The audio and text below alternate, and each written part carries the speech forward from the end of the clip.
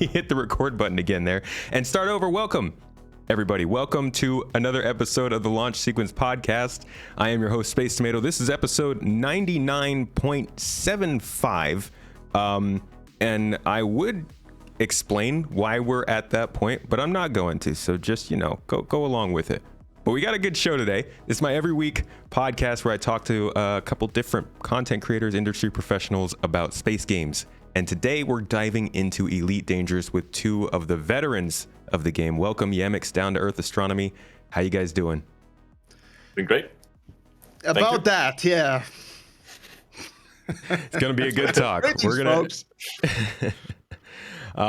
So I decided that I wanted to bring these two in because both these games have been doing their own thing for a while. Obviously, quick caveat: Elite Dangerous is indeed a fully released game and has been for quite some time, while Star Citizen is still very deep in alpha.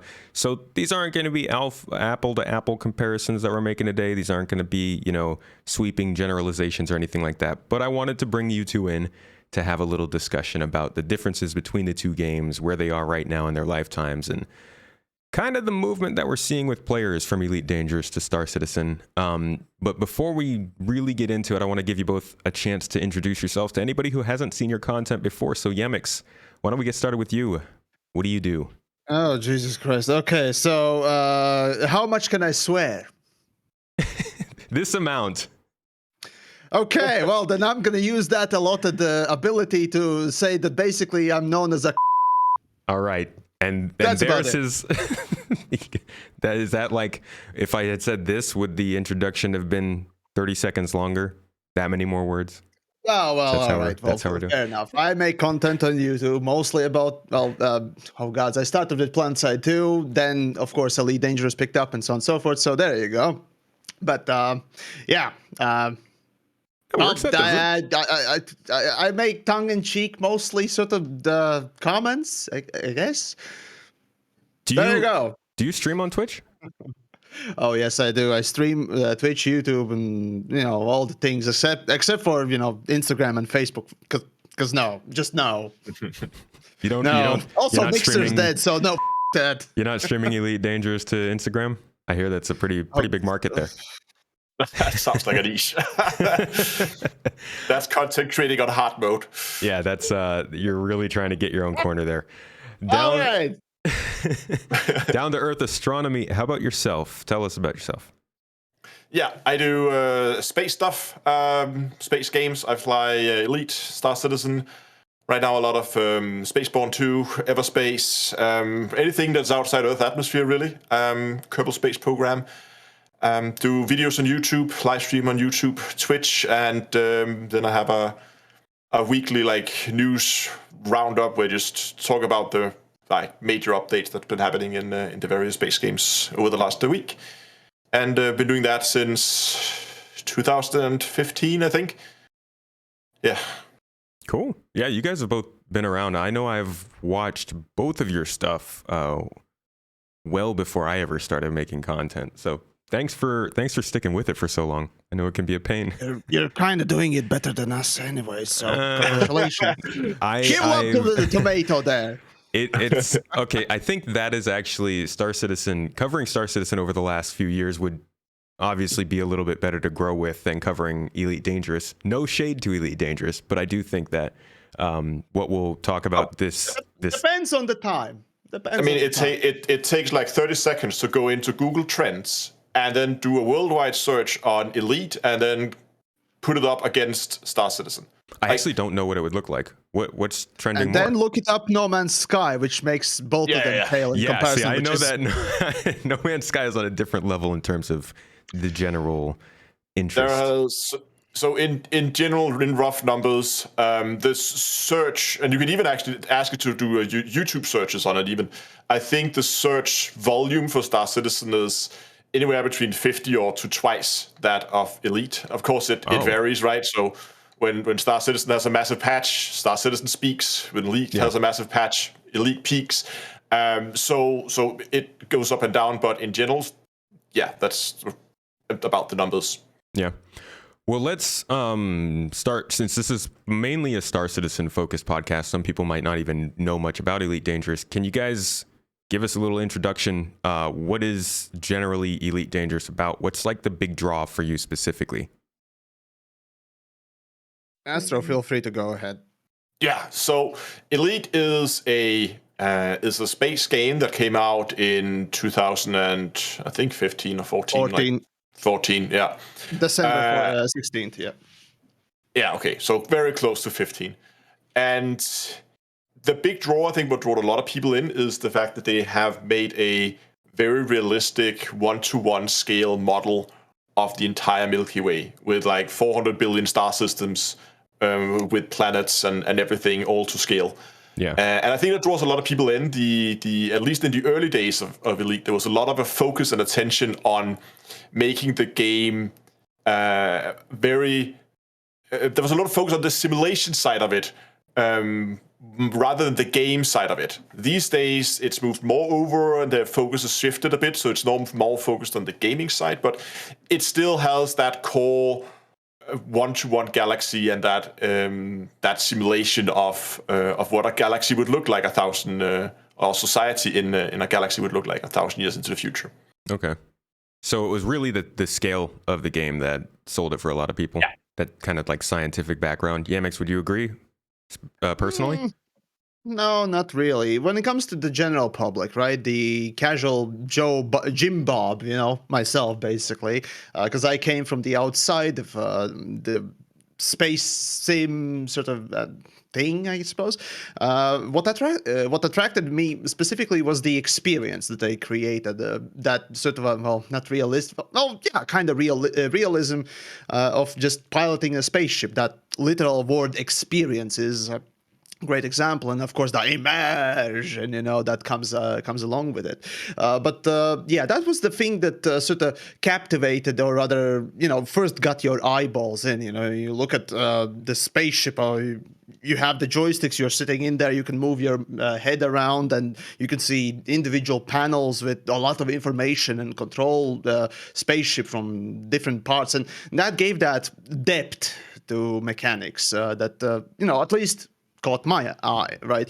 There's of course the sandbox that is impressive in in the sort of a bite-sized view, not necessarily in the gameplay. And of course, gameplay was itself also quite modern, right? It didn't take too much of the mid 2000s and early 2000s experimental phase approach to gameplay, game design, and so on and so forth. But there was plenty of mechanics that were laying underneath that surface. But anyways, the first thing that definitely attracted a lot of folks was experience, at least from the outside, I would say. I guess that's kind of interesting, because one of the things, I'm jumping ahead here a little bit, but one of the things that I know, at least personally, from sort of the turmoil that's come across the community over the last few years, was then the turn away from the idea of ship interiors because of whatever reason they had for not doing it. But you say that a lot of the thing that brought people in was the immersion and the experience itself, and the ship interiors does seem like something that you would expect would have expanded on that a lot. You would expect, because also developers heavily hinted at it very early on. So no one can be blamed for expecting something that was not just hinted, but sometimes even going almost as far as to say that was being worked on. Well, when I watched your videos, the thing that always jumped out to me was that you were like sitting in the cockpit, right? Like you had your actual character there on the screen, which I was always like, wait a second, I thought you couldn't do that. What was the story behind that? You could put a camera in there, you just couldn't get up and walk around, or what? Yeah. You can put a camera at various fixed positions inside the cockpit and look at your character, and but that was about it. Well, VR allowed you to literally move it outside of the Oh, okay. bonds of that fixed space. That's most likely. But the other ways of sort of moving your viewpoint inside the cockpit was through different seats in the spaceship and what else through one specific mechanic. But yeah, basically VR was the main thing early Okay. on until that other feature was introduced. Gotcha. Let's talk about how Elite Dangerous changed over time. Before 2018, when did the patch come out that lets you land on planets? Horizons 20, was released in 2015, end of the 15. year. Wow, yeah. Yeah, it was the year after the release. They that's so much released longer than I thought. Huh. Yeah, so before that it was all ship flying. After that it was ship flying with a little bit of the ground vehicle transportation. But it seemed like with Odyssey they really wanted to change the direction of how the game worked, introducing space legs and starting to kind of split up how people interacted with the game. Do you feel like they lost the vision of what you used to talk about with the whole the experience, the immersion, and down to earth, like you said, the simulation of it when they started to go in that direction? Or do you think they could have done that in a better way that worked for them? I think they could have made it work. The problem was that the way Odyssey and the on-foot stuff was implemented, it was clearly an afterthought. It was not something that was. It was like stitched onto the side of Elite. Like if you looked at the content itself, it's update. The update is not bad. The content is there, and it's fun. It's enjoyable. I still go out on foot sometimes, and I mean, I even done an on foot only playthrough just because it's actually pretty entertaining. But the problem is, it feels like a separate game. It was stitched on. I think that's the best way to put it. And then there was the whole controversy of them releasing it before it was ready to please shareholders, which made a lot of people very angry. Yeah, that I think I remember hearing about that recently, that it was at a certain time in the fiscal year. Yamiks, I saw you shaking your head though. Yeah, so not to go too deep about the idea of how to expand game and what else. Fundamentally, right, the space legs would be the obvious choice to go for. Being or unsticking, as many Star Wars Star Citizen fans like to mock Elite Dangerous back in the day. Unsticking your ass from the chair finally would be the next.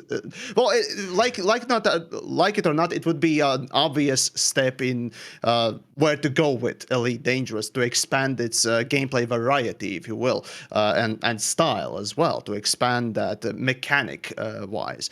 But like Astro did mention, it genuinely did feel like it basically was introduced because, yes, it is the correct direction to go in, but how to make it, or how to make it good, or hell, even passable, not a single thought seems to be put into it. So yeah, that was kind of the downfall. They knew, clearly, everyone knew that was the next big step that needed to be made. But how to do it? Let's just do bare minimum work. Or at least that's how it felt like. And the result is, again, yeah, I've talked a lot about the principles of it, the design philosophy, and so much more. So yeah. So people have been, I mean, that didn't, as you put it, didn't really work out for the company the way they did it. But it was also kind of related to the way that they fund the game, where Star Citizen is just selling ships over time. Elite Dangerous released the game and then did paid DLCs basically, right? They would just release expansions people could buy, and that would be how they did the funding. Was there any other way that they did income? Selling things on the store? Microtransactions. Yeah. So, okay. so the history of monetization in Elite has been quite weird. So, originally when the game come out, it was you pay it up front and then you have access to the game, and then after the first year when Horizon came out, then you bought a season pass which was meaning you were getting this update, and the plan was the Horizon was going to take a year to fully develop. And then you would, and then there would be like a new season, and you would pay a new season pass. But the problem was that, first of all, Horizon took way longer than intended, so it took way longer before they could make the next update. And when that next serious update came out, which was called Beyond, instead of making it a paid DLC, they decided to try and go with microtransactions. So it was a free update, but then they had a lot of focus, and they were really pushing like ship cosmetics and stuff like that.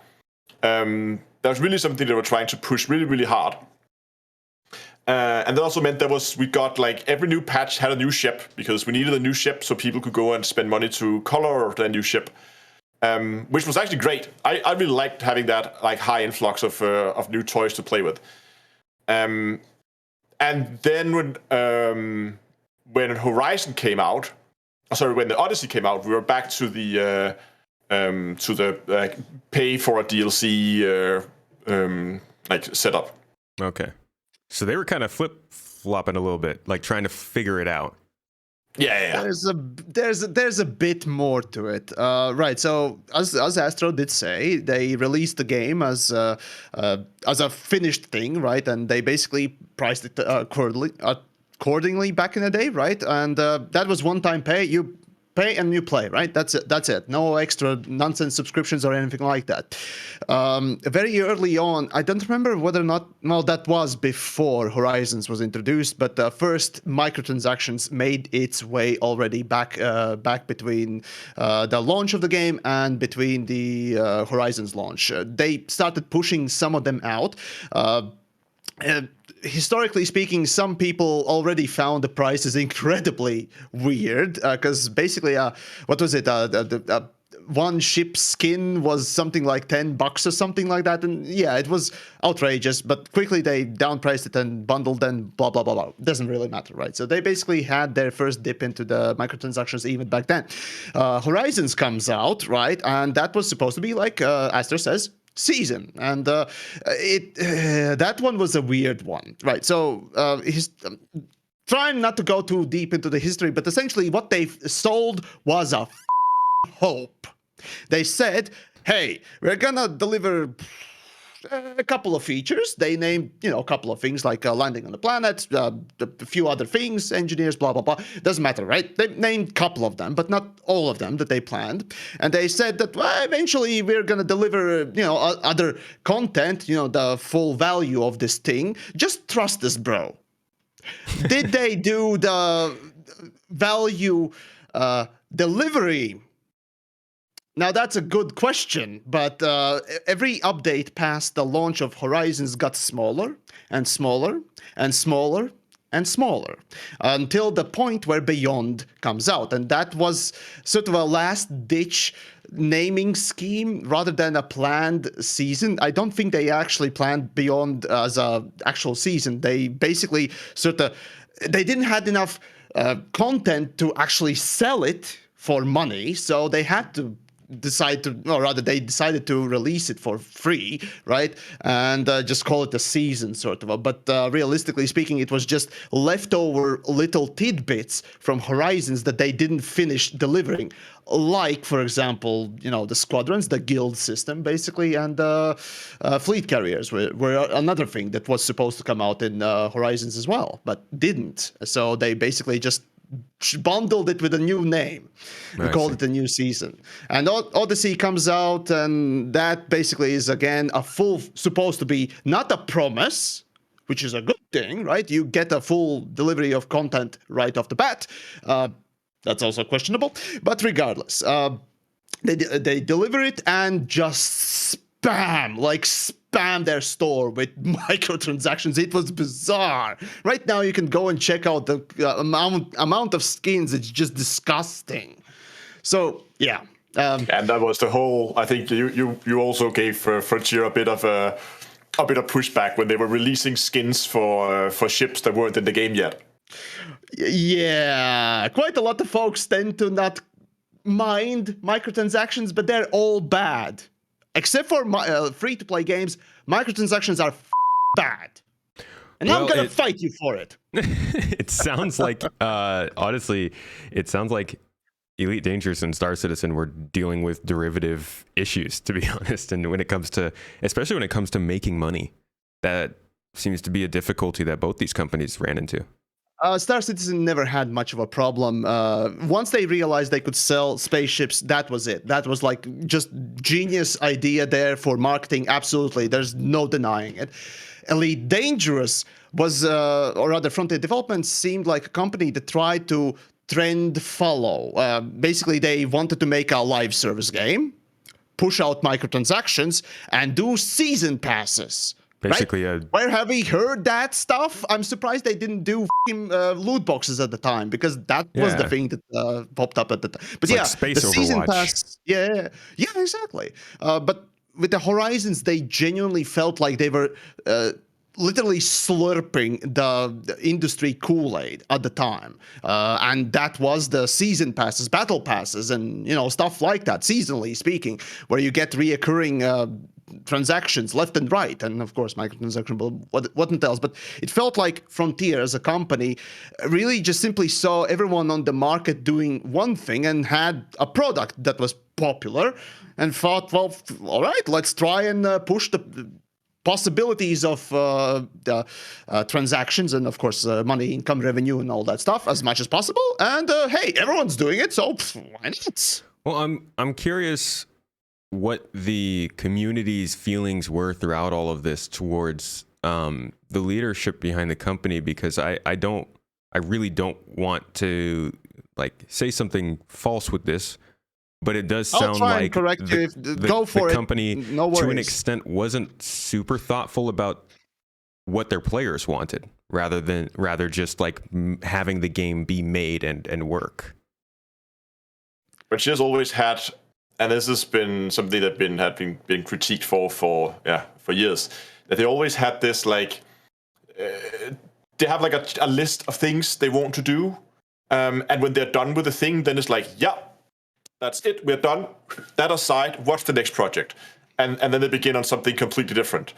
And that means that when something is implemented, it's often left abandoned. Like, sure, they will do bug fixes and stuff like that, but they very rarely go back and iterate on it and try to make that thing like better. And we could just look at Odyssey.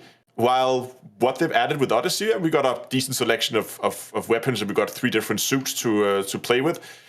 The only thing that's been added since Odyssey was launched, like after their launch, apart from performance and bug fixes, there is, I think they've added 1 mission variant. So it's basically like there was a variant where you go and protect a box from hostiles. Now that they made the same mission, but now you protect the box from police. So just an illegal version of an existing mission.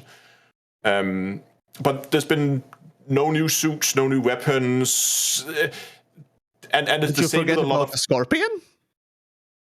Yeah, yeah, but the Scorpion is not. Problem is the Scorpion. I don't see that as Odyssey content.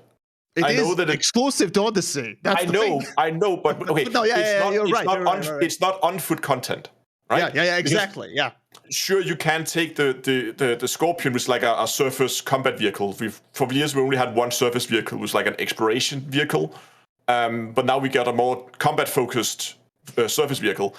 And while you can take that into the areas where you can do combat, the areas is clearly not designed for it. The streets are too narrow. They're covered in boxes. You can't get around.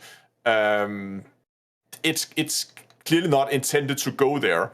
And that kind of leaves the Scorpion in this weird limbo where you have a combat vehicle, but you have no place to go with it to do combat. Honestly, that sounds like Star Citizen. We get that too. That sounds actually an awful lot like. there's more iteration, like you were saying, with because Star Citizen's still building their game, but like I said, these problems sound super derivative. Like they really ran into a lot of these same issues when it came to trying to make these games work It's and build them over mostly time. a problem within the industry overall, right? Sure. You got an ongoing game, and you just need to push out new content because that gets eyeballs, and that's a lot easier than going back and re-examining, a la, let's say, Warframe examples, right? That's a lot of work. Technically, yeah, sure, making new content is hard, but you can just throw in numbers and let the community deal with it until they come up with some sort of complaints or fixes, and then you just sort of listen to them and don't really think too hard about how those impact the general game, and implement them if necessary, which Elite Dangerous is a very rare case, but anyways. Well, it's there's definitely a difference between the two games in the way that they came up. Star Citizen has tried to be a unfinished game that keeps adding stuff and regular updates over time, filling in the holes, while Elite Dangerous tried to be a game that launched and then did the whole downloadable content thing. We went over that, but do you guys think that Star Citizen's model ultimately, would you have preferred something like that for Elite Dangerous? Or something completely different? Like, what if Elite Dangerous was selling ships? And that's just, they went along with that. Yeah, when it comes to selling ships or premium ships or whatever how you wanted to implement it, I don't necessarily think it would work very well in Elite. It works in Star Citizen because the ships are so specialized. Like if you go out and you say, I want a prospector, that's a mining ship, and sure, you can. It has guns. You can make it shoot things, but it's not really any good at it. If you have a prospector in Star Citizen, it's a mining ship. The ship design in Elite is quite different. The ships are a lot more, while there are ships that are better at combat or better at exploration or better at mining, they are pretty much all what in Star Citizen would be considered a multi-purpose ship. And that means if you wanted to make the ships interesting to actually go out and buy, you will have to basically have them be true premium ships. Shut up, phone. True premium ships that were just better than the stuff you could get in the game.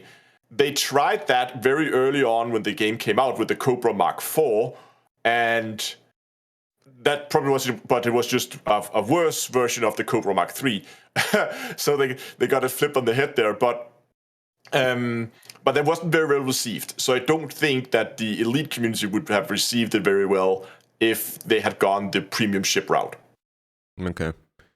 Yeah, to answer the same question, pay to win is really bad. Pure and simple. But it pays. So we're looking at the possibility of Elite Dangerous fading away and not necessarily existing how it could have. Would it be better for it to not exist or to be pay to win? I have very strong feelings against pay to win. So honestly speaking, the problem with generally speaking the whole industry within gaming is that these companies that are making them, no matter if they are AA's or AAA's or hell even indies, it's not enough to make good amount of money. It has to be all of the money. There you go. That's the kind of a problem. And yes, the company is supposed to make money, right? It's their primary motivation and in fact duty. However, the problem is also standing from the consumer creator perspective there. You can both make money and actually good content. Sure, you're not gonna perhaps explosively get all the revenue like let's say Star Citizen does with its ships or let's say microtransactions, but you can still have some goddamn integrity and still make something good. You can do it. It's just that these companies choose not to, and that kind of is the problem. The best games we see on the market often are games that don't sacrifice that bullshit. Anyways. Well, do you? I think the big part of the problem that leads to that is the fact that they're just trying to promise so much in games. This goes beyond Star Citizen. Just look at any game that's coming out AAA wise. The trailers, the previews, the things that they say about these games years in advance before they come out. They put out these expectations, and then players want a game that good, and it costs a ton of money to pay people to make it.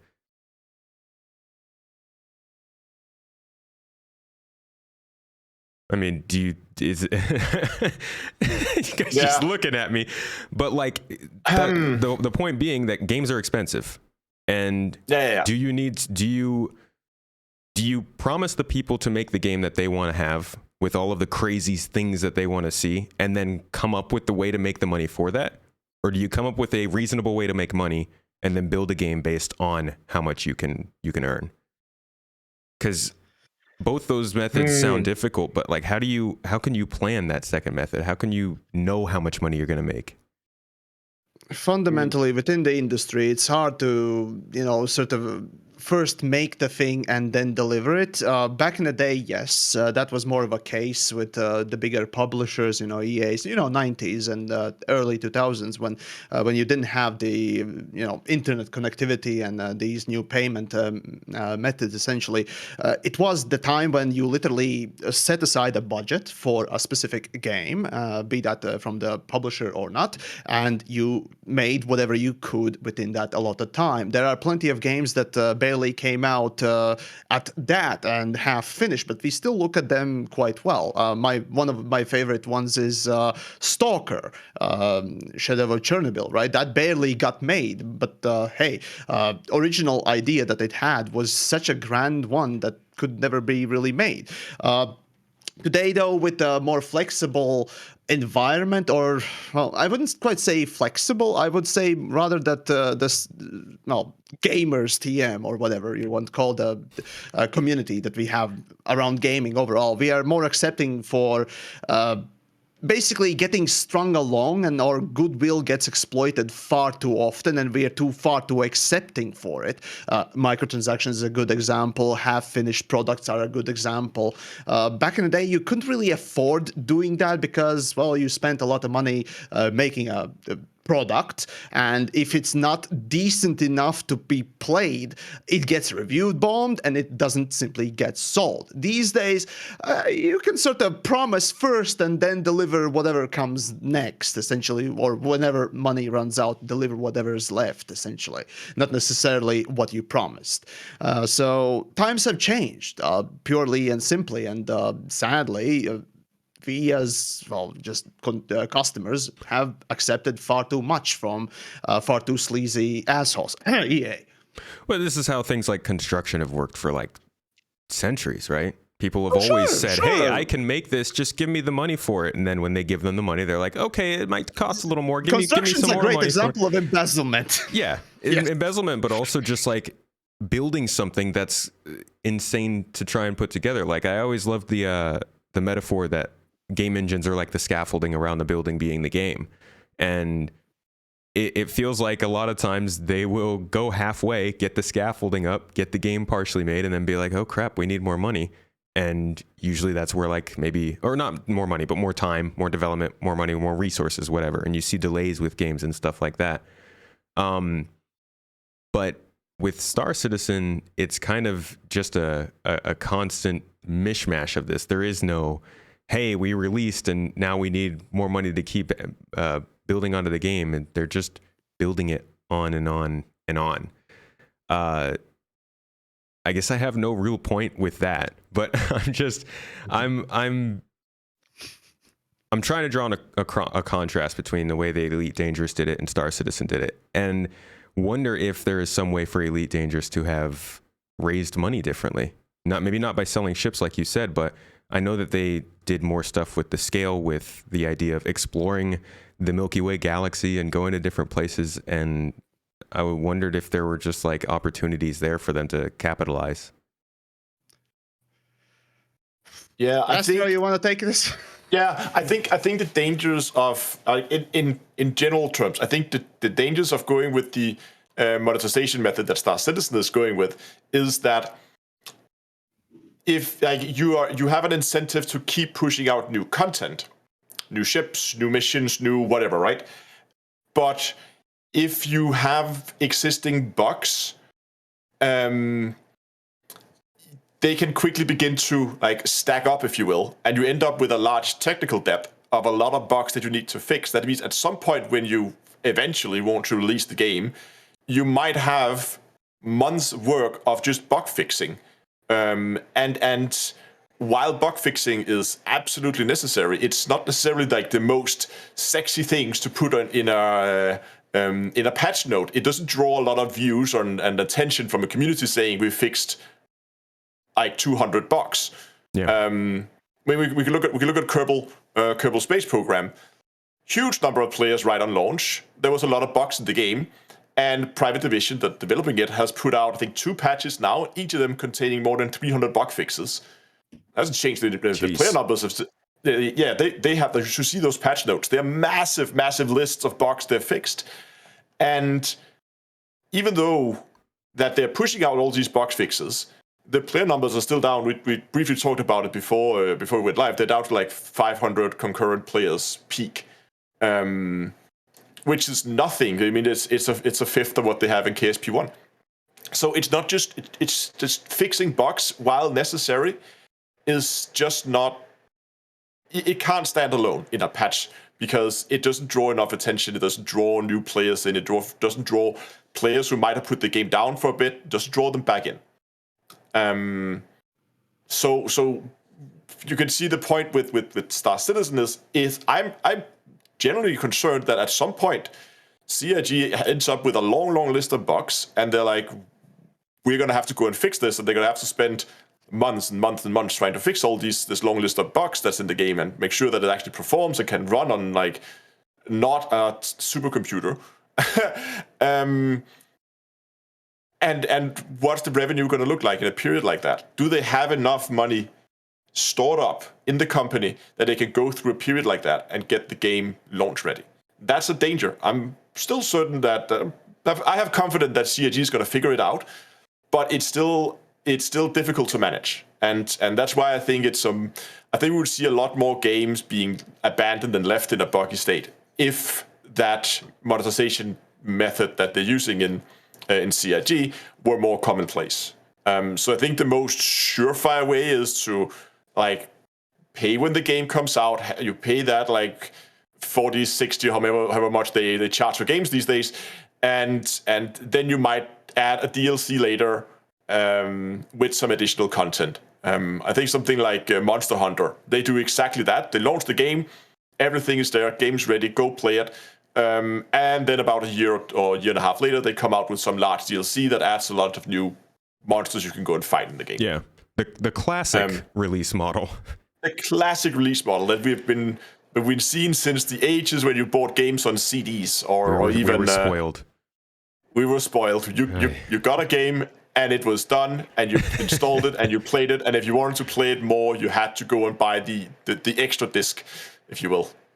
Yeah, pretty much. But no, to answer the original question, whether or not Elite would have done better if they had different monetization model, that the core idea, the idea of the question is false, I would say. The fact is, Frontier is a publicly traded company which releases statistics about their company, blah, blah, blah, blah, blah, blah, and it's not the only product that they make that, Elite Dangerous, it's Planet Coaster, blah, blah, blah. Essentially, they do break down also information about how much each game is,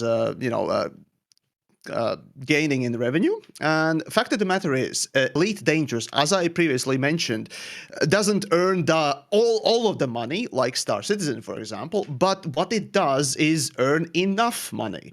However, the problem is not in the amount of money that they earn that would motivate them to do things. And yes, as Astro did say, that there's always that constant wish and want to push out new content, which is eye-grabbing, where that's where you actually get the sales, and bug fixes are not as sexy. However, the problem is ignoring that essentially eventually makes the game stale.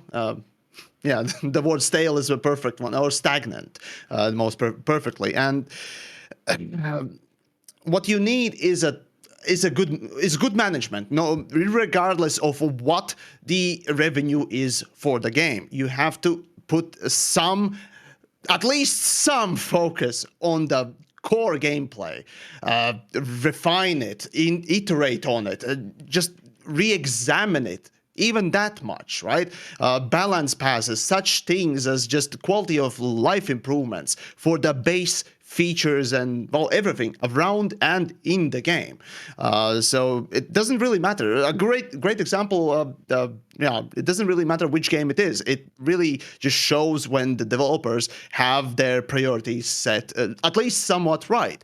Destiny is a good example of just constantly gaining shitloads of money, and everyone's super envious of them. But that's the thing. They don't just push out new content. They go back and fix the stuff or improve the past stuff too. Warframe is the perfect example of how a game can launch and be, well, let's be frank, a very mediocre, boring mess, but through listening to the community, re-examining their core gameplay, improve it to such a level that genuinely it is the most fun, free-to-play game that, well, sure, it has microtransactions, but it actually is also good.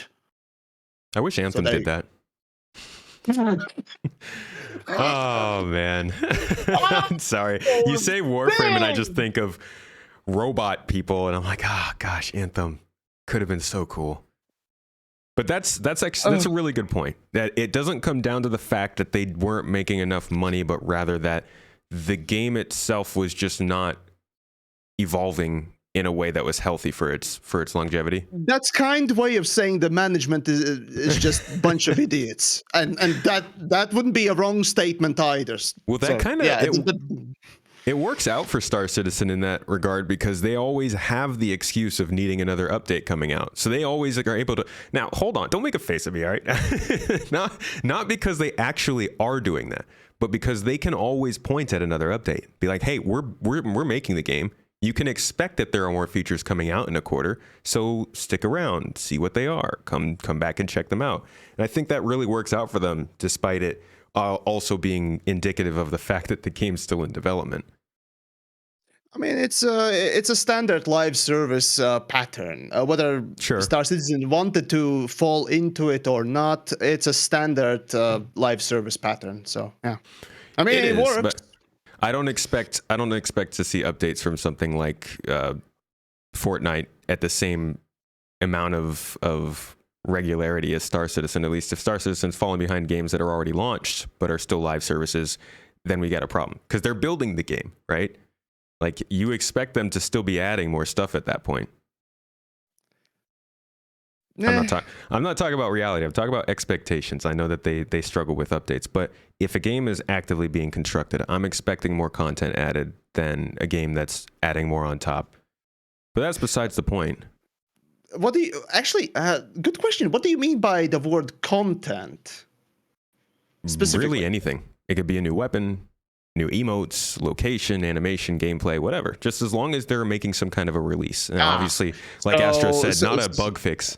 Okay. We're allergic to those. They're not sexy. My biggest problem with Star Citizen often is that back in 2017, when I picked it up, 2.6 whatever, right? I jumped into it. I saw that physics barely worked.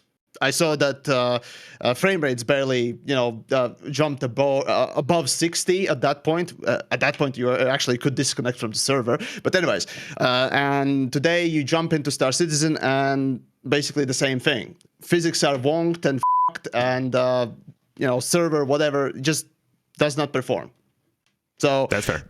The thing that I notice with a lot of everyone, right? Customers, consumers, whatever you want to call yourself, right? Players, gamers, whatever. We all expect more content because that's the easy stuff to get. But time and time again, with every game that I tend to look at, I first look at how careful and incentivized the development team and especially management is to relegate some time to improve the quality of life of the base stuff, re-examine stuff, and essentially improve the already existing stuff to conform with the rest of the game. From that alone, you can tell whether or not the development team has the priorities right or not. And with Star Citizen, it's just For me, it's a constant disappointment that, well, hey, even such a thing as, fine, performance is one thing, but when the physics just doesn't want to work properly, and yes, that's partly because of the server issues, blah, blah, blah, but that's the thing. It's a larger thing that would at least make it more acceptable as a work in progress, but when year on year you don't see that progress on the basic things. Well, you say you don't see progress, but I do. I will say this, there are still problems. Like the things that you're talking about do still happen. But compared to, I won't say 2.6 just because that was right before a big change to the game, but 3.0, Whatever which is like the version, next yeah. update, from there till now, it's night and day. I mean, in 3.0 in Star Citizen, there was probably a 20 to 25 frame per second cap on every machine that ran the game. Nobody could get higher than like 30 frames per second. Now at least you can get higher than that. And that's not a huge bar to clear because that's actually something that's only happened recently, but it is something that they've talked about for a lot of years. They kept talking about Gen 12, optimizations, stuff with rendering. Can we make it better? Can it get better? And they did it, and it did actually improve a little bit. So it hasn't taken that huge leap from being a mess, like you said, to being something that's performing better like a finished game. But the improvements are there. I would say To each its own. 318. Whatever you call an improvement is a very minor change to me. So That's fair. Like I said, when I say content in an update, it's pretty wide-ranging. But I do think that there are signs that they're making progress with Star Citizen, however slowly. I think the thing that you can say is it's always very slow, and that's the painful part. But let's jump into, I guess, the main question that we're here, which is pretty relevant to this discussion. Why are players seeming to go from Elite Dangerous to Star Citizen? I think it's not one thing. It's one of those like, for me, every player have their own breaking point, and it's one of those like the straw that broke the camel's back. Like at some point, people just got enough, and that's different for everybody. I think the big move happened after Frontier did the whole, we're going to release Odyssey and basically gaslighted the entire community. So what happened was right before the launch of Odyssey, Frontier came out and they had this alpha test, which is very unlike Frontier.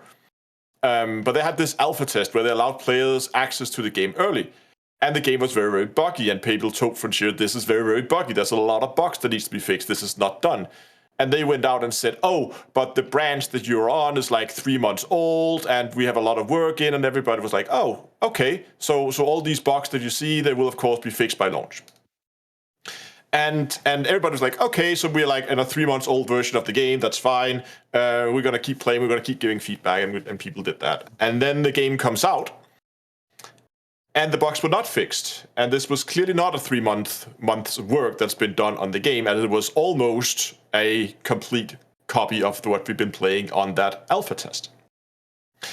And that made a lot of people really angry. And the reason it made people very, very angry was just attitude, because Frontier released this, I think, 1 or 2 weeks before the end of their financial year. So, as Yamiks mentioned earlier, Frontier is a publicly traded company. You can go and you can buy Frontier stocks if you want to. And what had happened was the Frontier promised their investors saying, you can expect revenue from Elite Dangerous Odyssey to come in this financial year. So they had to make a financial report at the end of that month, and they have promised that there would be Elite Dangerous Odyssey sales on that financial report. And now they're in a situation where they have a game that's clearly not finished. So they've been cutting stuff out of the update, and it's still full of bugs and it's not really ready for release, but they release it anyway.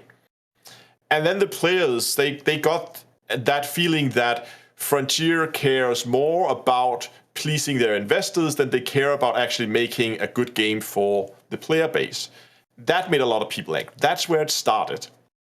And over the next year, I think, Frontier almost exclusively did bug fixes, and performance optimizations. Like Odyssey was a mess when it came out. Today it's a decent update. It has some decent content in it, and it performs not to the specs that they promised, but people because they after we saw the first like showcase of the game, and they showed this new graphic engine that they put in, and it was all fancy and looked nice, and everybody was asking, so what kind of requirements is this going to require? What kind of computer specs is this going to require? It must be a uplift. There's going to be some people left on older hardware that's going to be left behind. And they said that no, you're going to be able to play it on exactly the same hardware as you can. It has no performance differences, and that was a lie, and that's still a lie today, even after a year and a half of performance optimizations. And it's all those small things that we had a lot of these small things constantly where they promised something and then they didn't, and there's just been like a ton of these small things, and over the time, that just meant that Elite has slowly been leaking players. And another thing, I know I'm rambling on a bit here, but another thing is, lately Frontier has decided to focus a lot of pretty much all their attention on creating this like war against this alien Thargoid race that we have in the game. So there's suddenly this massive war going on, but this whole war with the Thargoids has always been there, but it's been like a career path you could take. In Elite, you could decide to go and be a Xeno hunter if you wanted to do that. But there were tons of other career paths in Elite. You could be a trader or PvE, or like hunting for bounties or exploration or miners, or tons of other career paths that you could choose to take in Elite. But they have taken that one career path and they've focused all their attention on that. That means the only updates that comes out is all Thargoid related. And I ran a post over on my community page on YouTube because I was curious how interested people were. And more than 50%, I think it came up, I can't remember the exact, but it ended up like 57 or 58% of people said that they were either not interested in Thargoid content, or they actually outright hated the content that was in the game today.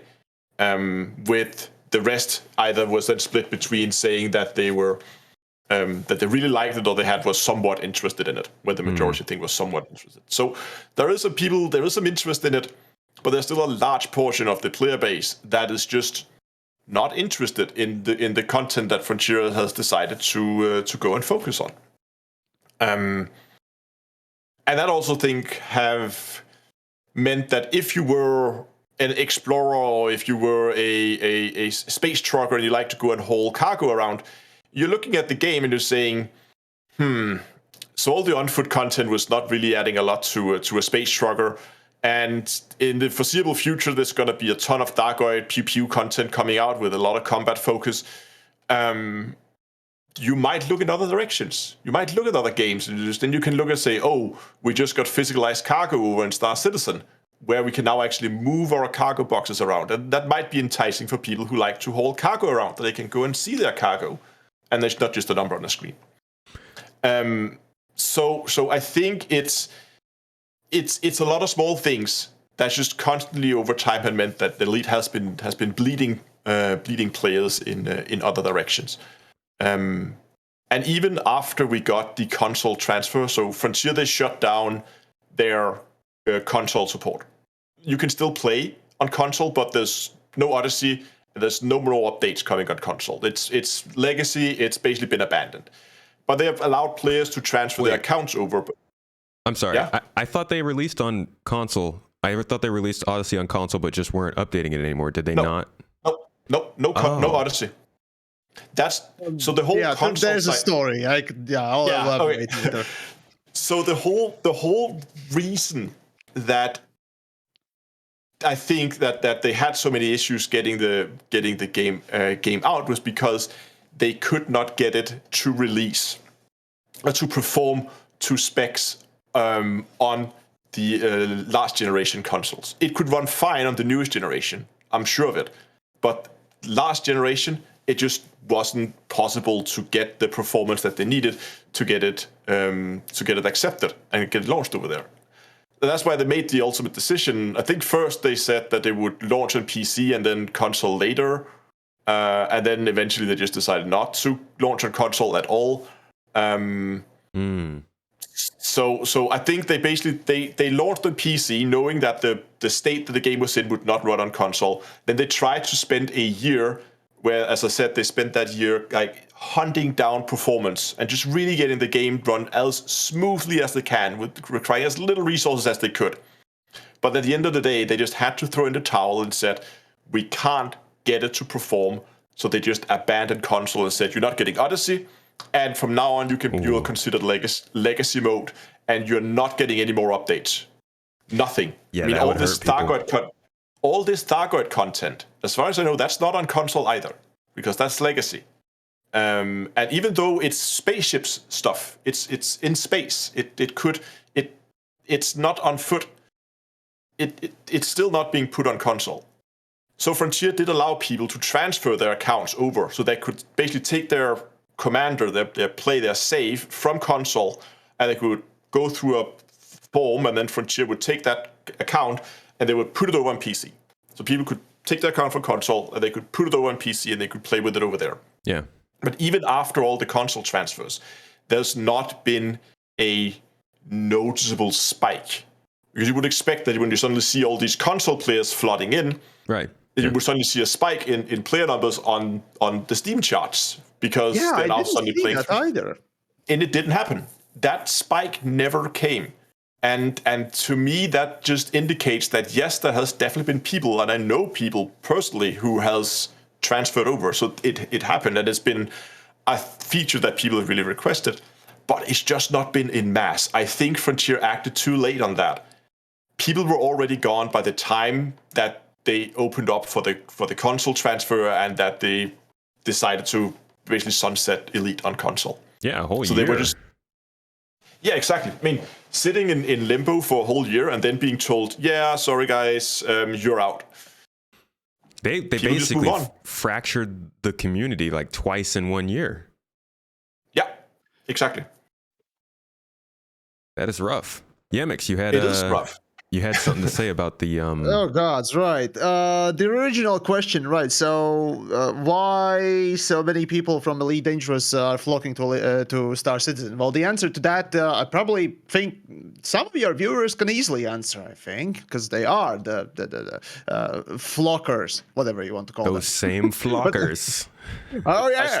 I saw people refer to them as elite refugees. Oh yeah, there yeah, we go. I remember. Yeah, I was looking for that word. Yes, I English very good today. But anyways, right. So, but hell, even when you're just looking from outside in, doesn't matter if you play either of the games. You can just simply see that Elite Dangerous and Star Citizen, they are extremely similar games. Like it or not, it's just in wide gaming sphere, it's just very similar. So it's an obvious, just super obvious go-to. Even in the visuals, if you will. Because again, nobody cares that you have slightly more pixels, or nobody cares that you have slightly more functionality. It's just... Anyways, so that's the easy answer, I suppose. But what started it? Yeah. Odyssey launched in a very abysmal state that immediately, just because it didn't perform, much like we see right now on the Kerbal space program, it's just... It's shit. Like, the performance is genuinely shit, and well, content in it also is, well, very bare bones. And Odyssey was very bare bones and still is very bare bones. I disagree with Astro there tremendously when it comes to the amount of content. It just is bare bones. Even that questionably so. So yeah, when people just buy for what was it, $50. An expansion for a game that costs, well, let's say $10 on sale, what else? So $60 for a new thing, right? What they get is essentially a great space game that you could get for $10, and for $50 you get a really shitty Halo clone or attempt, really shitty. So yeah, no. Obviously, you're not gonna stick around for that. You're much rather go and buy a Aurora or Mustang Alpha, whatnot else, right? So there's no wonder about that. And as for the consoles, yeah, that pretty much was correct there. They couldn't make it run on the old gen consoles. And running on old gen consoles was important because they wanted to utilize backwards compatibility that the new gen consoles have. And they just couldn't. But developing a new code base for the new gen consoles, well, that's just extra 2-3 versions of the game, right? Xbox and PlayStation, new versions. Why bother? Let's use the backwards compatibility, and that's smart. But performance clearly wasn't up to par, and they couldn't make it work.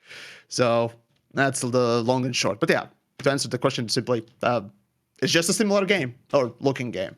Yeah, they definitely, like, if you were to be like, okay, let's take a handful of games off the market: Elden Ring, SimCity, Mario Party, Star Citizen, and Elite Dangerous. Obviously, Star Citizen, Elite Dangerous. There's obvious comparison. And there are differences between the two experiences, which I think adds to this a little bit. Definitely, the ship interiors thing was both a have sticking the good point. parts and the bad parts. Absolutely. What do you think was like the nail in the coffin? It sounds maybe like it was the console thing not happening, the whole console changeover not happening, but was it before that? Was it Odyssey or? No, it was the launch. It was definitely the launch. You can literally see in the Steam charts just the drop, right?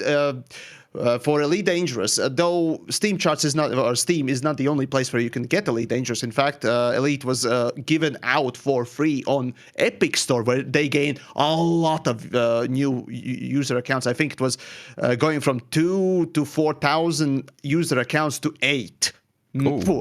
From 2 to 4 million to 8 million, basically doubling. Of course, a lot of people took a couple of accounts. I did so, but hey, it's free, right? So there you go, Epic Store. But regardless, on Steam you can easily see the same trend as in every platform. Odyssey launches, it gets literally the highest ever time player numbers on the day, the month essentially that Odyssey launches, and it just drops. Of course, every game will drop once its launch is over. After 3-4 months, you're gonna have half as many people playing as on the launch. That's more or less what you expect from a what was it, the exponential curve downwards, or was it logarithmic? Well, anyways, technicalities. So, but yeah, Elite Dangerous just kept on falling, and it kept on falling beyond the base of the norm, if you will, before the launch, right? Pre-Odyssey numbers. Yeah. Yep. That's Yep. It was. Yep. I really wish that I always thought of Elite Dangerous as being like even if Star Citizen is my main game, Elite Dangerous would be the place where I would go for like exploration. I figured that was going to be what they doubled down on, because they had that scale and like the unknown, and you could find different stars and all this stuff. I really wish they had gone further and further into building it into like a space exploration kind of game. I think that would have been. I mean, it would definitely have played more into the game's strengths if they decided to go in that direction. And also, funnily enough, usually, but yeah, video-wise, exploration stuff tends not to really do well, but it's genuinely decent, sort of a time waster, I suppose. So yeah. Anyways, sorry, continue. Yeah, I lost my. It'll come back in a second. Oh God, sorry. Basically, just that they'd be playing to their strengths, definitely focusing on exploration and size and scale and stuff. But like you said, right. Yeah. So there's been this like talk in the community from before Odyssey. There was always this like space lakes was like the thing that people always talked about, that we really like to see space lakes in the game. And I think what ultimately happened is that Frontier's definition of space lakes were very different than what the community expected. I think when we talked space lakes, a lot of people were expecting, you could go out, you could walk on planets, but also like EVA stuff. You could go out on your ship in space and fly around it and go and do EVA kind of tasks. Maybe like park next to a station and go in and find your way in through the secret entrance or whatever, right? That kind of stuff. Go repair stuff, go explore things from a spacesuit. Where Frontier went with the purely everything is on planets or inside stations. But the inside station is basically just like a hop, right? It's just a station. There's no missions that goes to a station for on foot. All on foot content happens planet side on a surface planet. There's no EVA in there, and I think that's where the whole like disconnect kind of happened. Where I think when a lot of people talked about space lakes, they were expecting EVA space lakes, like fly around in space. But what we ultimately got was as Yamiks said, a bit more like a FPS Halo clone. Yeah, planet first-person legs. shooter clone. Planet lakes. We got planet lakes. Side represent. Exactly. Yeah, and the weird thing is that it felt stitched on. It didn't feel like a natural integrated part of the game. It still doesn't, but it's I don't know. But I think it's that disconnect that kind of meant if they went with the space side of it and then focused on exploration, and maybe that would have been better received. Well, I mean, I would expect ships to have interiors before planets have their own ground. And like even a game like Starfield, you can see that they are making sure that there's still an interior in that spaceship just to keep you like grounded and give you that feeling of transition, because it is weird to go from just being a spaceship to being on the ground. It's kind of jarring. Yeah. That was the other thing, and I'm sure Yamiks, you could talk hours if I mentioned Armstrong moments. Then that's like a trigger word, and and I can see, No. It's not a trigger word. It's a meme that I over-memed so much that developers stopped using it, much like personal narrative. And it was my quest to make them ashamed of using that phrase ever again. It's kind of like punching above its weight in Star Citizen. Every ship punched above its weight class, and we had to just keep saying it until they acknowledged it, and they were like, "Okay, all right, sorry." Yeah. Now the thing is, if there are some Star Citizen people out there who maybe not following Elite Dangerous that closely, before we saw anything from Odyssey at all, we had this live stream with the developers, and they said, they really wanted to have this like Armstrong moment where you walk out on a planet, you have that feeling of you're the first one to set foot on this planet. This is my planet. Like plant the flag. We all know that scene when Armstrong comes down the ladder from the lunar lander and sets his first foot on the ground. That was really something they were trying to drive. That was like a core part of Odyssey, and what we got was fade to black and then teleport onto the surface. Yeah, I don't remember Armstrong teleporting on the fucking surface all of a sudden. Yeah, that's not a great way to set up for that. Yamiks, was it you? Yamiks, was it you that made that meme where they took the footage from the original Apollo landing? And then they just put a like little pop sound in it when Armstrong just popped. I was just gonna say that'd be such a good video. That was hilarious. That was hilarious. For a while, basically for context, I basically, every video that dealt with Odyssey content, I constantly made sure that in that first 30 seconds, right, there was a skit, a parody skit, where basically my character would appear and with a pop sound and just with a text underneath Armstrong moment. That's how I memed the out of it, and I memed it so fucking hard they never used that phrase again. It's so stupid. It's very awkward. It just had to be mocked. Yeah, that's a rough one, but that's pretty funny. I'm gonna have to look back for that because I was just imagining like I made a the Armstrong video for it too, with like the voiceover and Houston talking mission control, and then boop, he's just on the ground. Yep. No, to go back to that question, what was it? Original question, damn it. We were space legs. Yeah, we were talking about space legs, I think. Ship interiors versus the planet and why people were going back. Right.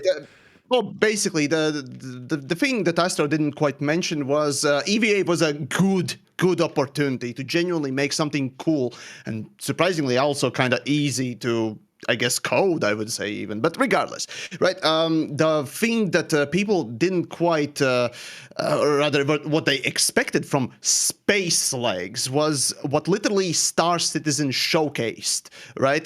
Star Citizen was basically a great example of what Space Legs was supposed to be, or what we wanted from it. Because, well, also developers themselves in Kickstarter days, 2012 to 2013, they mentioned, being able to walk inside your ship and ship interiors, right? Walking inside those big, colossal ships for the first time. That was something that, we were quite envious of Star Citizen, because you could literally do that. And if that good idea, and good idea is a good idea no matter who makes it, right? If that was just simply copy-pasted, it would have been good. Just pure and simple. Doesn't matter if it's copy-pasted. Just good.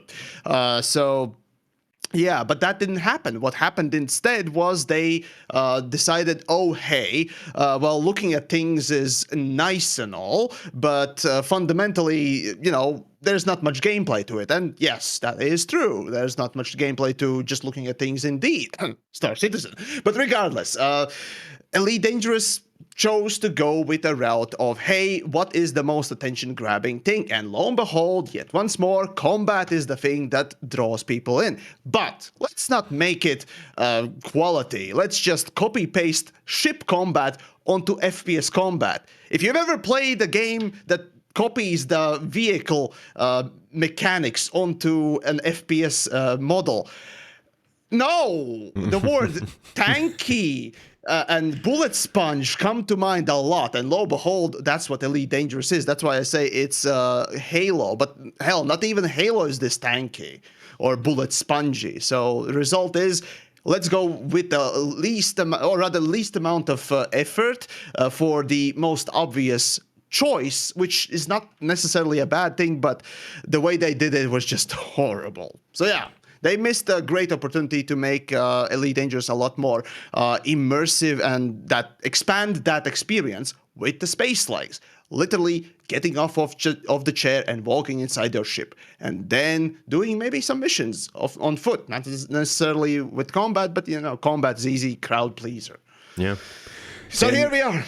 And that, and it really, you can see that with, like you guys said, the way that people are moving over to Star Citizen. That is probably one of the defining things that does it, is that immersiveness you mentioned. It's like you don't even, the most simple mission is made just a little bit more fun if you're not a spaceship, you're actually a person, and you can walk around in your ship and get to that mission. Yeah, that's the case with the new age space simulators. Essentially, the genre has evolved over time. I covered its history extensively, and it's been interesting to see. Actually, back in 2000, not in 2000s, but back in 80s, right, with Elite becoming the first, true space sim with trading and so on and so forth. Then going in 90s with the oversaturation of space combat games.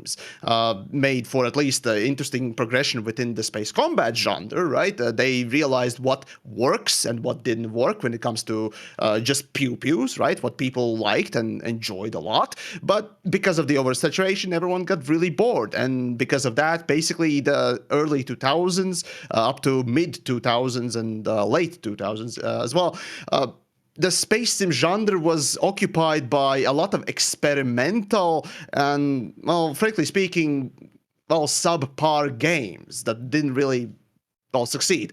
Freelancer is a great example of how it's not exactly finished and cut down and blah, blah.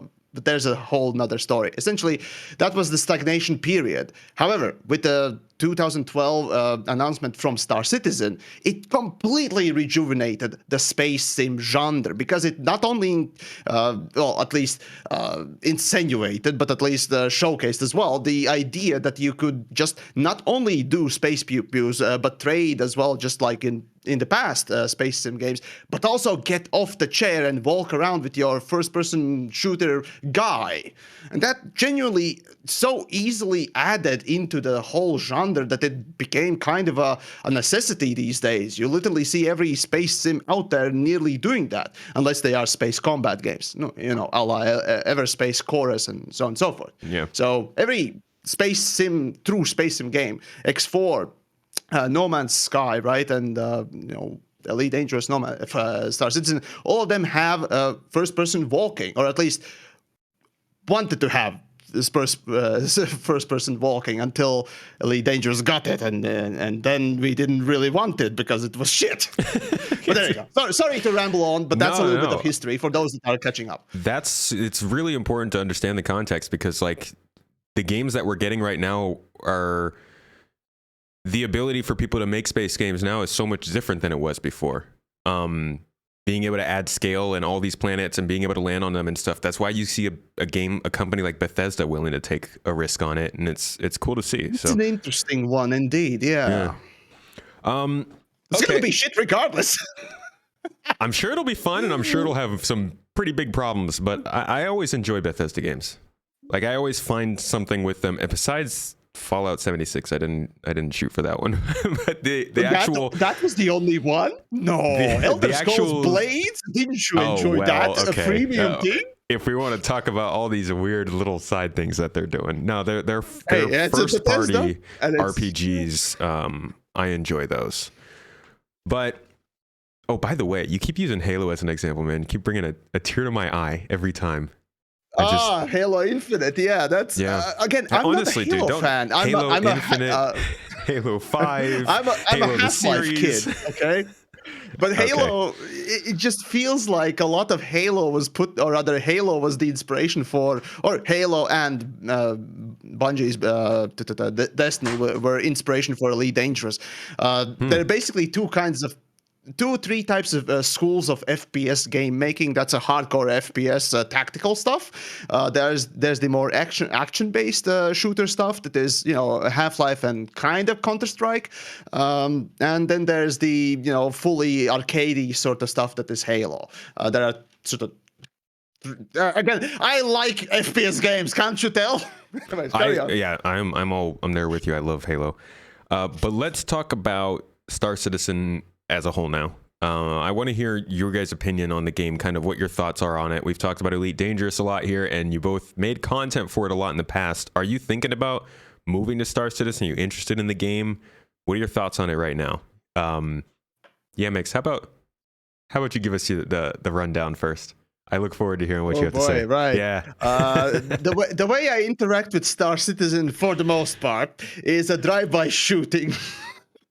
If you will, but no, it's what I basically do with Star Citizen is more of a just run about once in a blue moon, poke it with a flaming shit stick, essentially, the wasp nest, right, and run away, sort of a thing. There are fundamental disagreements I have. Again, pay to win, buying ships with real money, the insane amounts of it, disagreement with that sort of model overall, the blah, blah, blah. I can't commit to it, as a genuine product, but I do need to cover it. I also want to cover it because it has more implications to the wider world than just games, or hell, even the space sim genre, right? It is the biggest crowd-funded project, so I find it important to cover it. I find it important to cover both the good and the bad. Mostly bad because, 10 years, $500 million later, still got no game. Not even one of them, right? So there's that constant thing. But obviously, when I can, I do poke some good stuff in there as well when I can. But yeah, what keeps me from Star Citizen generally is just that I have strong disagreements with it. But I just released a video about it too. So. And you got another one coming up soon, right? Oh, yeah. No, I just, in the Free Fly weekend, I picked up those ships, and, I had Gladius reviewed already. Not the greatest review, personally speaking, but now I figured, f it. I got those 5 ships, might as well review them and make videos out of it and try something, back in the ship review scene that I enjoy doing back in Elite Dangerous times. And that's why originally I picked up Star Citizen, because I wanted to make ship reviews for it, because Elite stuff worked for me. And I figured, okay, it could be cool, right? And then I tried it. Yeah. There you go.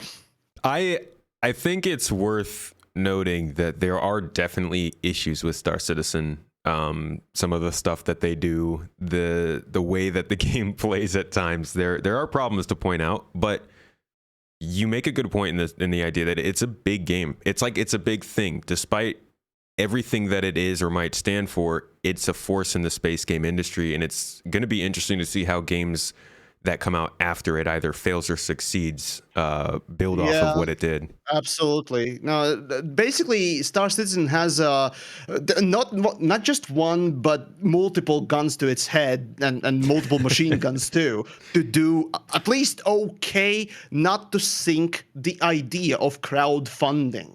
Like literally, if this up, right? If Roberts decides, hey, we can't develop anymore, we go bankrupt, bye, basically, it fucks up also the crowdfunding too on top of it. So yeah. However, if it releases a subpar project, which, well, let's be frank, after Cyberpunk and many big AAAs, you start to, look at it skeptically. Is a big possibility. And hell, if it comes out in a shit state, then again, crowdfunding gets over. Basically, what the hell did you pay that money for, or what the hell did you wait those 10 years for, right? So if Star Citizen does well, on the other hand, that validates also very shitty practice of just saying, you're gonna make this super cool game, maybe in 20 years, give us money. So, hey, Star Citizen succeeded. It could happen again, so give us money, right? And we're not exactly in the most win state for customers, right? For us as the audience, sadly. But of course, the Star Citizen succeeding would be a better thing than it failing. Unfortunately, groups of people are not very good at getting things done. I think they've figured out a model that works, and if the people who followed it, had the ability to work together as one, you could put enough pressure on a company to do it in a better way. I think if another company took the model and went about it, made some changes, it could be a really efficient and good method. Honestly, I don't know. Really, it's a hard question because again, there are multiple people working, and the decisions of management most of all dictate essentially the results of it. So honestly, it's hard to say whether or not it would be better or not. Hell, we can say that, like the chat says, yeah, you could give it to EA and it would be completely over twice and more, right? Worse than Mr. Roberts managed it, or you could give it to, I don't know, Warframe developers, and it could end up being actually not as pretty looking or quality, but it would work and it would be fun. How about Ubisoft? Just pass it on over to Ubisoft. See what they do.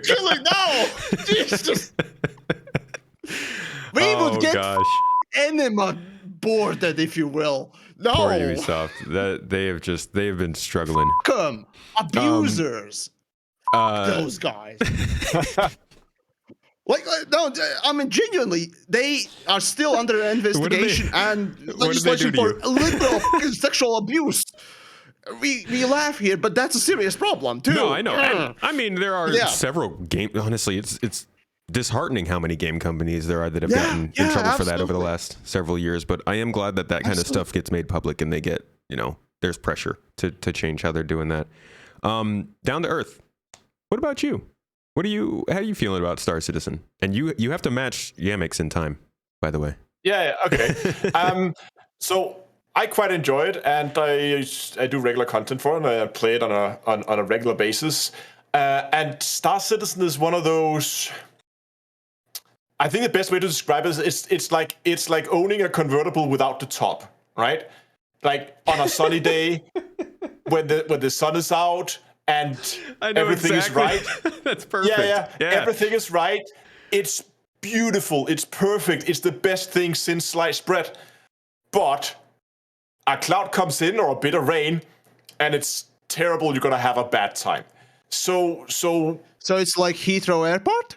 I don't have enough experience with Heathrow Airport to say yes or no to that. But for context there on the joke, Heathrow Airport in the UK is possibly the biggest cancelled flight hub of all. Basically, if anything falls down or what else, it just cancel flights left and right. So they're notorious for that. Anyways, so yeah, it sounds like just a Star Citizen update. Yeah, so just like I probably wouldn't daily drive a Corvette or a convertible without the top on. Star Citizen is one of those games where, like, I was streaming the other day and I wanted to go and do some salvage, and we spent more time on the live stream discussing how do we get around the bug that we can't scan for salvage right now. And that ended up being the live stream where we just figure out where can we find salvage now when this bug is there. So, like, the gameplay is really good. Yeah, the gameplay is really there, but when you have these days where the servers are just not working and the hamsters are just overloaded, it's one of those days where it's like, okay, so today is not the day I'm playing Star Citizen. Today is the day when I go and I boot up another space game, and I will probably jump into Elite, or I'll jump into to Spaceborne or Everspace or whatever whatever you tickle your fancy. No Man's Sky. No Man's Sky, if you like that. Pick your poison, right? Yeah. But having Star Citizen as the only game, probably not gonna be the best time ever. So I really like the game, and as I said, and the days when it works, it's one of the best gaming experiences I've had. But the days when it's not, it's also one of the worst. So yeah. It's a mixed bag with Star Citizen. Yeah, I think that sounds pretty. I mean, that's pretty standard. Like it always comes back to the potential is there. When it works, it's good. You can have a lot of fun, but there's just so many problems. And like you said, the days when it doesn't work, we've had a lot of those recently with some of the major changes they've been making. So yeah, it can be rough. What do you guys think about it for the future? And I guess let's hit both games, Elite Dangerous and Star Citizen. What are your sort of predictions, thoughts of the near and long-term future for either game? Astro, go ahead. Start us off. Yeah, so I think for Star Citizen, CIG is going to keep the grind going. I mean, we're not... everybody always said, we're 2 or 4 or 6 or whatever number they like to pull out of their sleeves away from launch. I don't want to make a guess on that. I think CIG is going to keep on grinding. They're going to keep on pushing out new updates and putting in new stuff to do in the game, keep polishing the things that is already there. And I think many years from now down the line, we are eventually going to get to a point where the game might actually be ready for release. I don't think it's around the corner. So I think this reality of having a game that some days it's really good, some days it's not. I think that's something we're going to have to get used to, because I don't think that's going away anytime soon. But you think it will stick around? I think it will stick around. Yeah, I think it will stick around. I mean, CIG is doing good work, and I mean, they've definitely showed that the monetization method they are using right now is working. I mean, they are not just surviving, but they are expanding. I mean, they're opening new offices, they're hiring new people, they're getting more and more people on board. So it's clearly working for them. So I don't see them turning over anytime soon. If it happens, though, it's gonna be like a dramatic where I think it's just gonna be out of the blue, all of a sudden, yeah, this is not working, they pull the plug. Oh boy, that would be, wow. Yeah. I think if Star Citizen crash and burns, it's gonna be dramatic, and it's gonna be sudden. I don't think it's gonna be a slow death. On Elite, that really comes down to what I think to the future for Elite. Really comes down to what Frontier is going to do, and if they're going to put some resources and some attention back into the game after they're done with this whole. I know they're running it on a skeleton crew with this whole update with all the Thargoid combat, but what's happened after that? If they keep running on this bare minimum of people just keeping the lights on, then the game will eventually fade out. My guess is that in maybe a year or two, they are going to completely pull the plug on the servers for console, because as we already talked about, it has already been abandoned for updates, but they are just going to say, yeah, there are so few players left now that we are going to just shut down the servers for console. And then we still have the PC side. And again, if Frontier do not put in some more resources, some more money into continuing with Elite Dangerous, then in a number of years after that, I would potentially see the same thing happening there, where the game is slowly gonna leak more and more players in other directions, and then disappear. But it's not something that's happening tomorrow. It's not something that's happening next year. This is something that's going to happen that could happen in many, many years from now. I would say 4 or 5 plus years. But that being said, I think it's important to remember that Elite Dangerous is not the first game in the Elite franchise. I think is it fourth game? It is the fourth. Okay. I think fourth. Yeah, I think it's Elite 4 officially. So I would also see it being very plausible that at some point Frontier would say, "Hey, we're not doing more with Elite Dangerous. We have done the last content update. There might be some bug fixes here and there, but overall, we are done with Elite Dangerous. But here is Elite Dangerouser is now announced, and that's gonna come out in a number of years, and then Elite Most Dangerous." Yeah, whatever the new title, like the first one was Elite called. Safe. Yeah, well, I don't know, Elite Immersion. I don't know, but I could see that being a more feasible way, that when Frontier eventually, because that's gonna happen eventually, then they eventually pull the plugs on Elite Dangerous, then they are in the same breath almost going to announce that they're going to be working on it, and that's then going to be a few years after that's going to come out. So that could be a potential roadmap for me. Do you think that we will see another Elite game? Yeah, I think. Cool. The Elite franchise has a very sizable and dedicated following.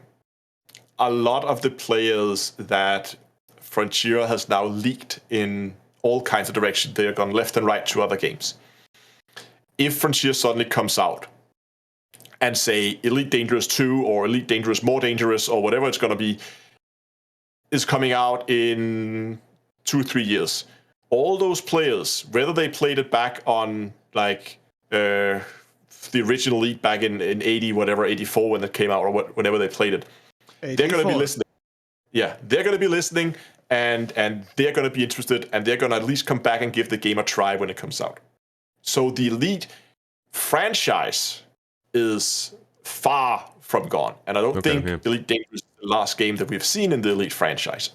I don't think a new Elite game is going to come out like in the next 5 years, but I could see that being a feasible way that Frontier would go with this in the future. I mean, they do make a lot of, if you look at the games, they have a tendency to iterate on the same IPs and franchises, and make more games within the same franchise. So I don't see why they wouldn't do the same with Elite, even though it might be a number of years before that happens. Well, I've got a question, and you actually can both answer this. Astro, you go ahead and answer this, and Yamiks, you can answer this, and then get into your answer towards the future of these games. But do you guys think that Starfield is going to have a positive or negative effect on Elite Dangerous?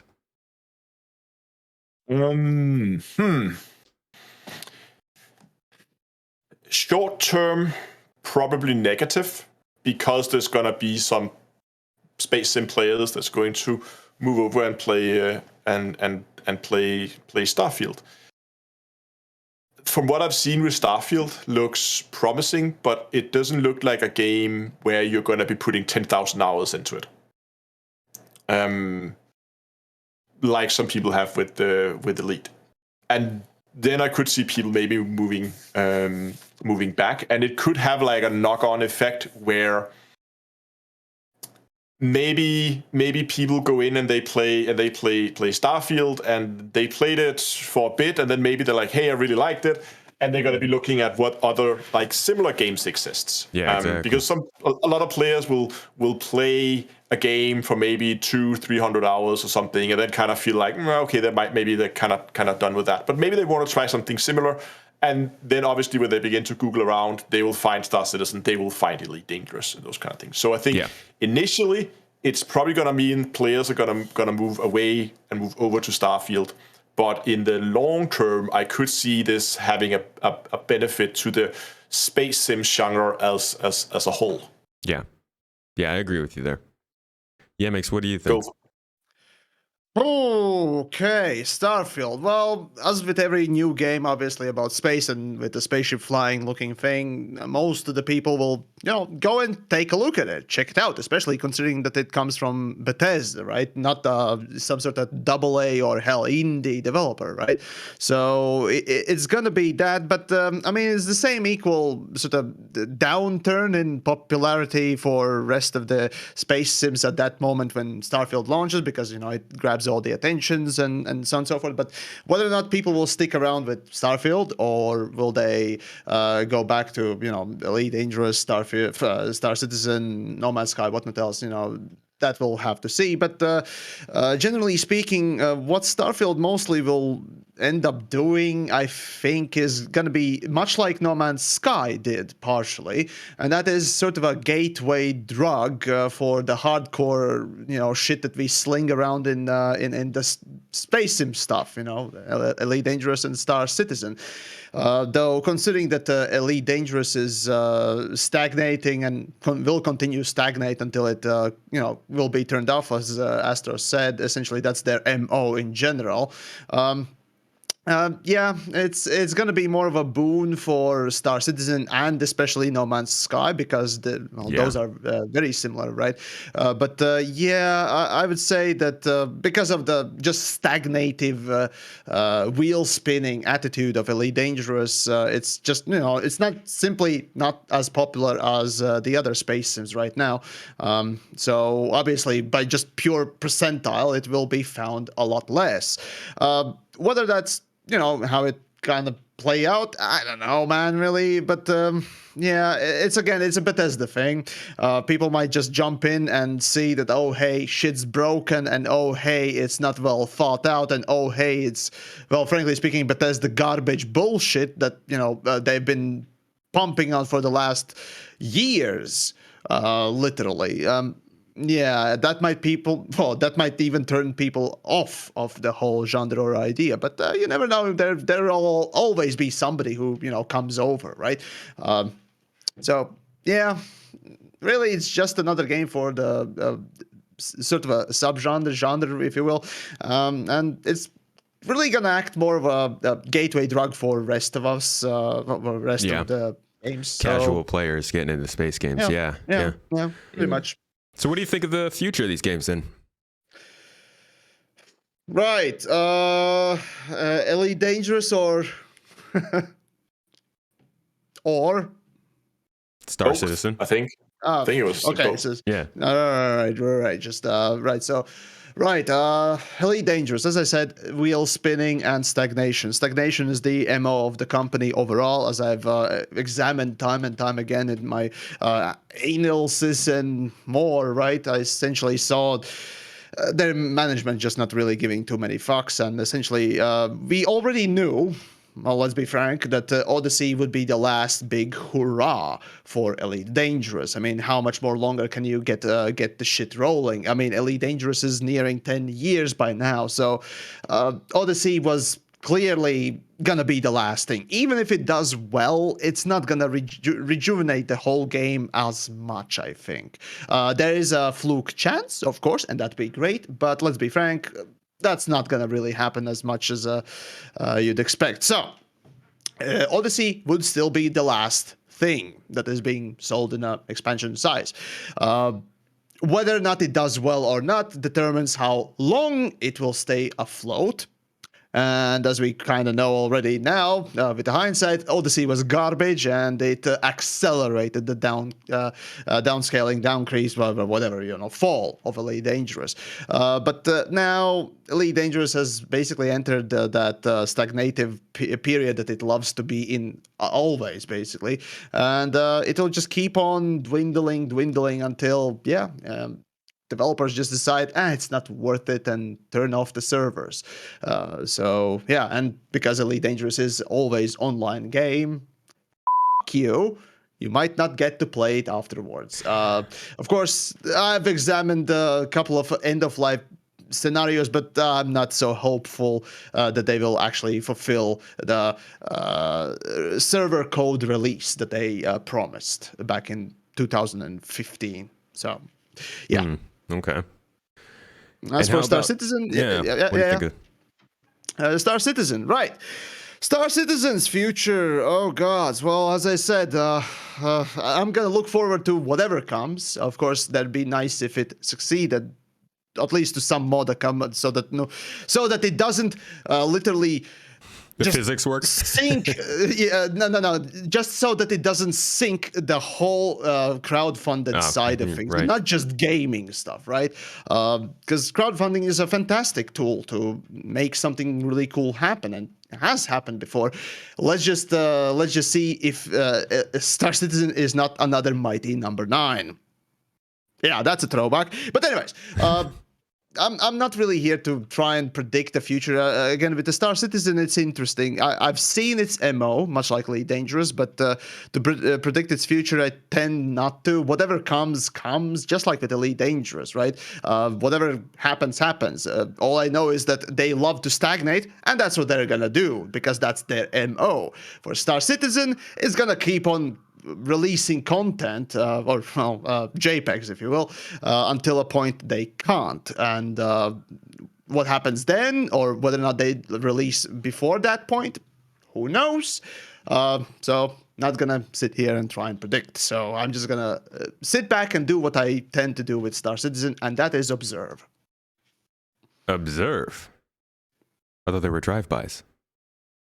Well, that's how I do it. No, I drive by, I observe that it's shit, or shit's not working, and I put in my flare, and you come back around, you clown drive by around again. a little bit, and there you go. but no, on serious note, though, yeah, that's what I tend to do with Star Citizen. Is rather not to make content for it, rather just observe it. That's the best. Hey, it's the safest way to go about it. I wish I could go into it more, but I just highly disagree with the monetization practices that use. Sure. So yeah, they are iffy, and some of the methods and strategies they use are really some things that I don't think they should be doing. To finish up, I got a bonus question for you. I'm gonna say you guys can't pick any of the obvious choices here. But I'd like to hear something from both of you that you would take from either game, Star Citizen, Elite Dangerous, and move to the other game. What do you think would improve the other one most? And you can't pick things like a 1-to-1 scale of the Milky Way galaxy or space legs. Those are too easy. Okay, I'll pick something super obscure. Oh, I know. Right. I know. A perfect thing that I would love in Elite Dangerous that Star Citizen once had and kind of has today as well. But right, have you ever tried sprinting and then going prone while on stairs?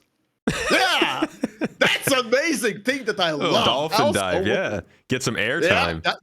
That's perfect. That's a thing that I want. And the second thing, kind of associated with it that I would want is definitely the old ability to crouch as much as you possibly can, teabagging the floor as much as you can, and then going fainting.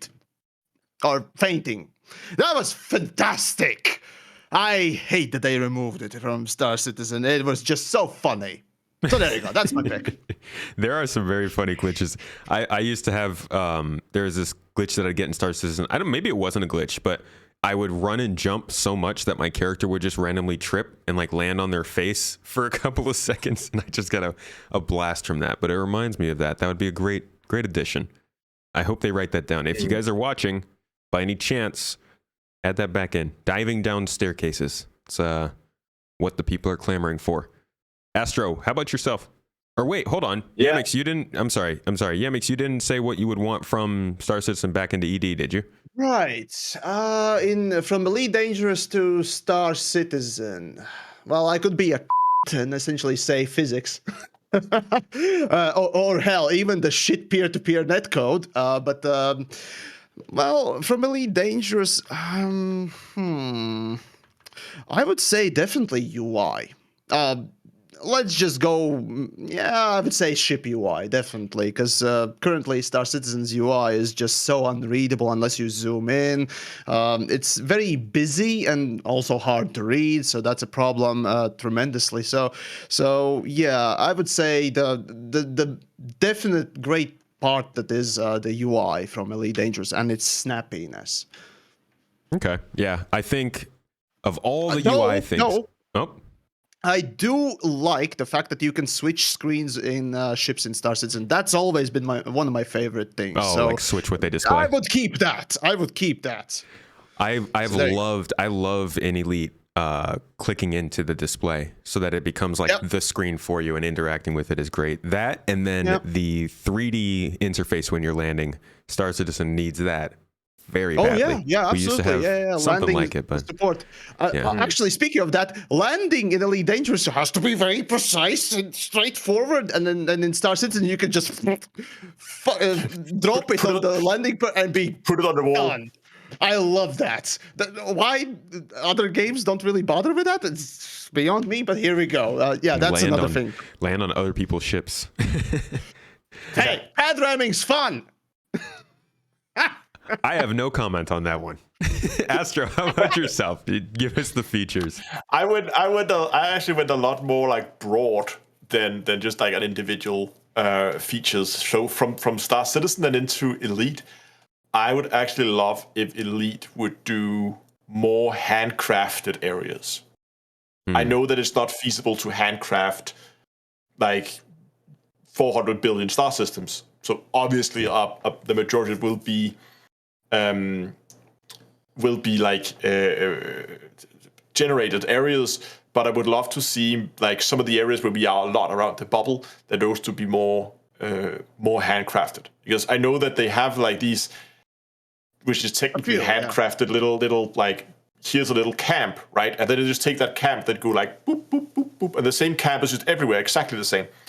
I would love to see some more unique handcrafted areas in Elite. We have a few around where you're like, okay, so this area is here and only here, and it's made for this specific spot. So they do exist, but they're very few and far in between. So I would love to see them do more of that to find some places in the game that feels unique and you can go and visit, because the unique places that you go and visit in Elite is situations where the RNG nature, the RNG generated systems have just done something, like it just made a lucky roll, like it rolled a natural 20 right there, and you have an interesting system. You have like not gas giants, you have like neutron stars with rings around them or something like that, or black hole that's super close to something, like some weird happenstance. That happens a lot. So that handcrafted nature, would love to see a little bit more of that in Elite, but obviously it's something that requires time and a lot of effort to do. Yeah. For the other way around, so from moving from Star Citizen, no, the other way, Elite into Star Citizen. What would I like to see there? I would love to see the ships in Star Citizen be more general purpose. I know it's part of the whole, we talked about, it's part of the whole monetization model, that the ships are very class specific for one task, because it means that people want to go and, or you can't take your mining ship and use it for salvaging, then you have to go and get the salvage ship if you want to go salvage. Like, that's part of the whole way they monetize the game. But I would really like to see this more like multi-purpose, general purpose ships that you could fit to complete multiple roles. Maybe not as well as a dedicated ship could, but have a ship where you're like, okay, sure, it has you can put a small mining laser on that and they can do a little bit of mining, or maybe you have like a dual purpose head in the game that said it can both do mining and salvaging, but it doesn't do it as well as the others, but just so you have it, so you can bring it with you. It's not as bad when you only have one star system, where you have Stanton that is very populated and very, very much like colonized.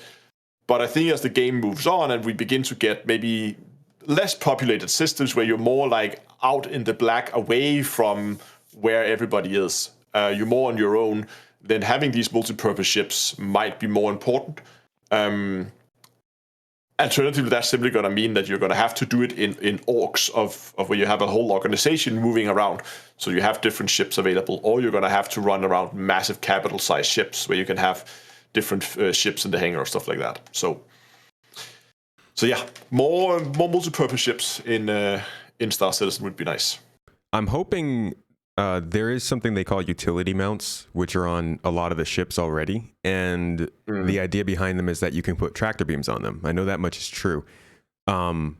I'm thinking there is a possibility that also would count for things like mining lasers and stuff, but I'm not entirely sure. So we'll have to see with that. But there is a chance that those ships that have a utility mount that can use a tractor beam might be able to put other things on there that could make them work a little bit more like what you're saying. But I agree with you. I think there's a lot more space for general purpose ships that maybe aren't modular, but have like the ability to attach different tools. I would like that. And I think there's a demand for it. I mean, one of the most popular ships in Star Citizen is still the Cutlass Black, and that is a very multi-purpose ship. Like, it's a decent combat ship. You can do some multi-crew. It has a turret, so you can have a friend with you. It has a big enough cargo that you can actually do a little bit of cargo hauling. The cargo hold is big enough that you can carry like an SRV or like this with the rock, the mining thing, if you want to go and do some surface mining. That is the closest thing we have to a multi-purpose ship, and it's a very popular ship because it is multi-purpose and it can do a lot of things relatively well. Yeah. Do love a Cutlass Black. And honestly, guys, I think that about wraps it up for today. This has been the longest episode of the launch sequence, and I'm proud of us. We killed this discussion. This was a good one. No, this is like I really wanted to get in depth with this, and I feel like it was a fantastic choice to bring you guys on. You have a lot of insight into this. You covered both games. You know what you're talking about. So thank you both for coming on and spending some time just going over this stuff with me. Before we head off, just like when we began, I'd like to give you guys one more chance to tell everybody where they can find your content. So, Yamiks, go ahead and start us off. Just search my name in the Googles. You'll find it easily enough. 6 letters. How hard is it to spell? Although, considering that I often play Counter-Strike and people tend not to even read that much, got to start wondering. But anyways, learn to read, please. That's more important. But yeah, there you go. Yeah, you guys can find me on YouTube, where I'm DownToEarth Astronomy, and same name on Discord, on Twitch, Facebook. I even have an Instagram where I haven't posted in years, so if you want to see some very old pictures of space-related things, then there's an Instagram. But Twitter, yeah, basically everywhere. Go and look it up if you want more spaceships. All right.